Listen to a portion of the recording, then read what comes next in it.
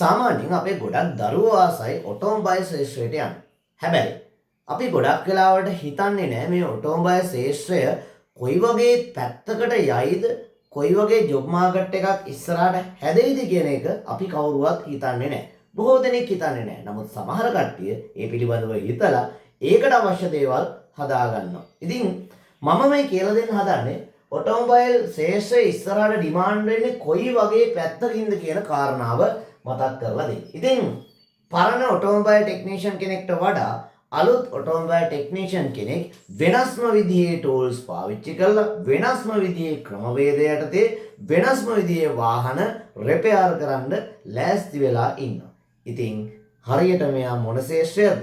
Engineering part එකක්ම තමයි ඇත්තටම කිව්වොත් කරන්නේ. ඉතින් මේ ඉංජිනේරින් පාර්ට් එකක් ගැන ඉගෙන ගන්නකොට ඔයාලා හිතයි ගලවන්න කරන්න ඉගෙන ගත්තාම හරි නෑ. ඊට වඩා මේ ශාස්ත්‍රය ගොඩාක් වෙනස් වෙලා තියෙනවා අද වෙනකොට. right? අපි නිකන් බලමු මේ ඔටෝමොබයිල් ශාස්ත්‍රය ඇයි මෙච්චර වැදගත් වෙන්නේ? මේක මාර වේගකින් යන නිසා. බලන්නකෝ මොන ශාස්ත්‍ර ඩිමාන්ඩ් එන්නේ ඉස්සරහට? ඉලෙක්ට්‍රිකල් වෙහිකල් ශාස්ත්‍රය. ගොඩාක් ඉලෙක්ට්‍රිකල් පැත්තට බර වෙනවා. ඔටෝ ඊළඟට අපි ගත්තොත් සොෆ්ට්වෙයාර් පැත්ත. හරිද? ඊළඟට සම්ප්‍රේෂණ නැත්නම් අපි ට්‍රාන්ස්මිෂන් පැත්ත. ඔය වගේ ගොඩාක් ශාස්ත්‍ර ඉස්සරහට දියුණු වෙනවා. බලන්න මේ ඔස්සේ ජොබ් මොනවාද හැදෙන්නේ බලන්නකෝ. බැටරි පැත්තේ මේ EV battery system engineers. Battery පැත්තට ඉංජිනියර්ස් මේවා ඉගෙන ගත්තොත් මෙන්න මේ පැත්ත ඉතින් මේ ඉංජිනේරින් පාර්ට් එකක් තමයි මේකෙදි වැටෙන්නේ. ඊළඟට බලන්නකෝ vehicle software. දැන් මේ software ගැන ගොඩාක් තියෙනවා. ඊළඟට මේ cyber security. වාහනවල security system එකක් තියෙනවා. මේක දැන් ඉස්සරහට මාරම විදියට වෙනස් වෙනවා. ඒ නිසා මේ security පැත්ත ඉගෙන ගන්න කොහාට වාසිය දැන් software engineer කෙනෙක් ගත්තාම එතන වාහනේ software පැත්ත, ඒ වගේම වාහනේ ආරක්ෂාව පැත්ත, ඔය කාරණාවලට මේ security system එක වැදගත්. ඊළඟට designing engineers ලා ඉන්නවා. ඊළඟට quality engineers ලා ඉන්නවා. ඊළඟට අපි ගත්තොත් drive chain engineers ලා. හරිද? ඊළඟට අපි ගත්තොත් එහෙම අර කමියුනිකේෂන් නැත්නම් වාහනේත් එක්ක තියෙන දත්ත සම්බන්ධතාවය, ඒ වගේ ගොඩාක් දේවල් ඉස්සරහට හැදෙනවා. හැබැයි මේ ශාස්ත්‍ර ගොඩාක් දියුණු වෙලා තියෙන්නේ IT ඉන්ඩස්ට්‍රියල් එක පැත්තේ.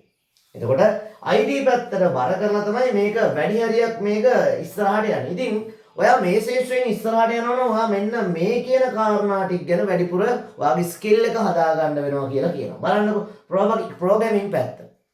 ඒ වගේම simulation tools, scanning මනම් ගොඩක් තියෙනවා. ඔයාලා හොයලා බලන්නකො සර්ච් කරලා. ඊළඟට safety පැත්ත හොයාගන්න වෙනවා. security පැත්ත හොයාගන්න වෙනවා. drive system පැත්ත හොයාගන්න වෙනවා. ඒ වගේම communication පැත්ත අනිවාර්යෙන් ඉගෙන ගන්න වෙනවා. ඉතින් බලන්නකො මේ ශාස්ත්‍ර අපි හිතනවට වඩා සෑහෙන්න දුරක් ඉස්සරහට ගිහිල්ලා තියෙනවා. ඒක නිසා මාකට් එකේ ඔයා හිතුවොත් ජොබ් ෆීල්ඩ් එකේ අපිට ජොබ් නැහැ කියලා මෙන්න තියෙනවා. ඔයා ඉගෙන ගන්න ශාස්ත්‍ර සහ ඉගෙන ගත්තොත් ඔයාට යන්න තියෙන ශාස්ත්‍ර සම්බන්ධයෙන්. ඉතින් ඒ වගේ දැනුමක් මේකෙන් ලබා ගන්න කියලා ඉල්ලනවා. ඒ වගේම ඔයා සාම්ප්‍රදායික පැත්තටත් බර කරමින් ඒවත් ඉගෙන ගනිමින් අලුත් දේවල් ඉගෙන ගත්තොත් කවදාවත් ඔයාට වැටෙන්න දෙයක් නැහැ. ඒක නිසා ඉස්සරහට ඉගෙන ගන්න මේ ශාස්ත්‍රات එක්ක ඔටෝමොබයිල්. එහෙම වුණොත් ඔටෝමොබයිල් ශාස්ත්‍රයේ ඔයාට පුළුවන් සුපිරි වැඩක් වෙන්න. එහෙනම් තව වීඩියෝ එකකින් හම්බ වෙමු.